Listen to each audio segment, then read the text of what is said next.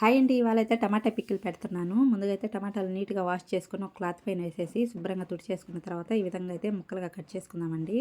ఇవైతే 1 కిలో టమాటాలనమాట.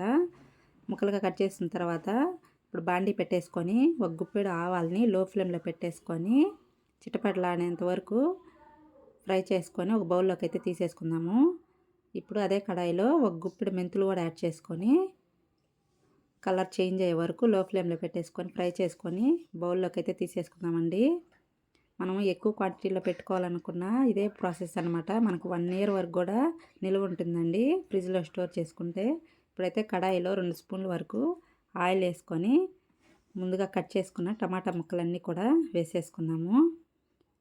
రైస్లోకే కాదండి, దోశ, ఇడ్లీ, మనము పల్లి చట్నీ చేసుకున్న ఇది సైడ్కి అయితే పెట్టేసుకొని హ్యాపీగా తినేసేయచ్చు అనమాట. చాలా బాగుంటుంది. ముందుగా అయితే మొత్తం అంతా కలిపేసుకొని ఇప్పుడు ఒక 50-60 గ్రాముల చింతపండు కూడా వేసేసుకుందామండి. విడివిడిగా ఇట్లా ఈ విధంగా తీసుకొని 60 గ్రాముల వరకు ఉంటుందన్నమాట చింతపండు వేసేసుకొని మొత్తం అంతా కలిపేసుకుందాము. ఇప్పుడు ముందుగా వేయించి పెట్టుకున్నాం కదండి ఆవాలు, మెంతులు, అవి విడివిడిగా అయితే దంచేసుకుందాము. ఆవాలు చూశారు కదా, బాగా అయితే మెదిగిపోయాయి.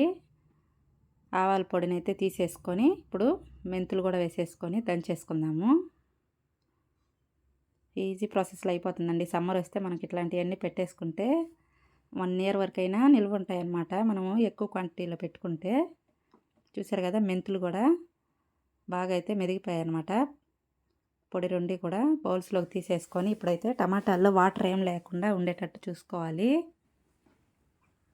మొత్తం అంతా బాగా మిక్స్ చేసి గుజ్జుగా బాగా దగ్గరకు పడాలన్నమాట.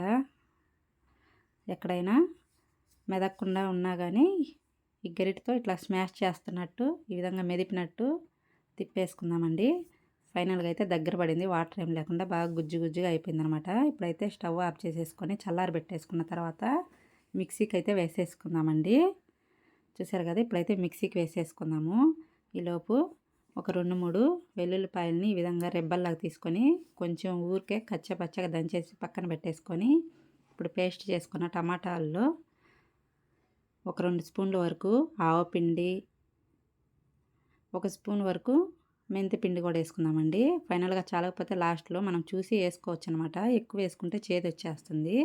అందుకోసము ఒక చిటికెడు పసుపు యాడ్ చేసుకొని ఒక 1/4 బౌల్ వరకు సాల్ట్, అదే బౌల్తో ఒక 1 కప్ వరకు అయితే కారం యాడ్ చేసుకుందామండి. యాడ్ చేసుకొని మొత్తం అంతా బాగా అయితే మిక్స్ చేసేద్దాము.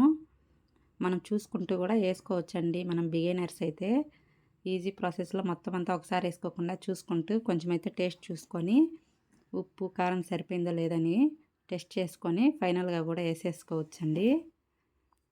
ఊరికే ముందు మొత్తం అంతా వేసేసుకుంటే మళ్ళీ అయితే చేదు వచ్చేస్తుంది, పనికి రాకుండా అవుతుంది అనమాట. నేనైతే ఉప్పు చూసేసి సరిపోనట్టు అనిపించింది, అందుకోసము మళ్ళీ అయితే ఇంకొంచెం యాడ్ చేసేసాను. చూసారు కదా, మొత్తం అంతా మిక్స్ చేసిన తర్వాత చేదైతే ఏమనిపించలేదు. అందుకోసం నేను మిగిలిన ఆ 1 స్పూన్ ఆవపిండి కూడా వేసేసాను. ఇంకా సరిపోతుందన్నమాట. ఇప్పుడైతే ఇంకా మొత్తం అంతా మిక్స్ చేసేసి ఇప్పుడైతే పోపు పెట్టేసుకుందామండి. అంతే అండి, సింపుల్ ప్రాసెస్లో ఈజీగా అయిపోతుంది. చూసారు కదా, అంత మెత్తగా గంధం లాగా అయింది. ఇప్పుడైతే కడాయి పెట్టేసుకొని ఒక 1 కప్ వరకు ఆయిల్ వేసేసుకుందామండి. ఇప్పుడు వేసేటప్పుడు మనకు ఆయిల్ తక్కువ అనిపించినా మళ్ళీ అయితే అది ఆయిల్ అయితే బయటకు వచ్చేస్తుంది అనమాట, ఎక్కువగానే అనిపిస్తుంది. అందుకోసం చూసి వేసేసుకోవాలి.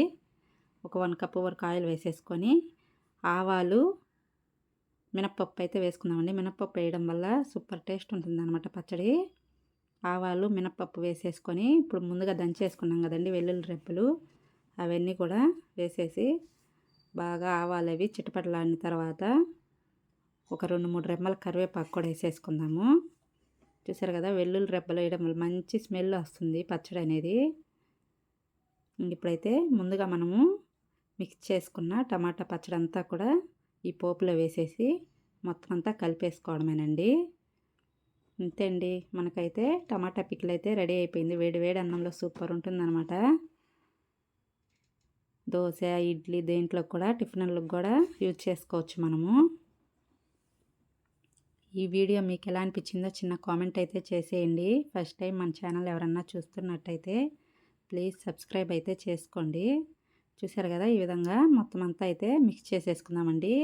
మనం మిక్స్ చేసిన తర్వాత కూడా ఆయిల్ కొంచెం అన్నట్టు అనిపిస్తుంది, మళ్ళీ పైకి వస్తుందండి. చూసారు కదా, ఫైనల్గా కొంచెం కొంచెం ఆయిల్ అయితే పైకి వచ్చేస్తుంటుంది అనమాట. ఓకే అండి, బాయ్ అండి.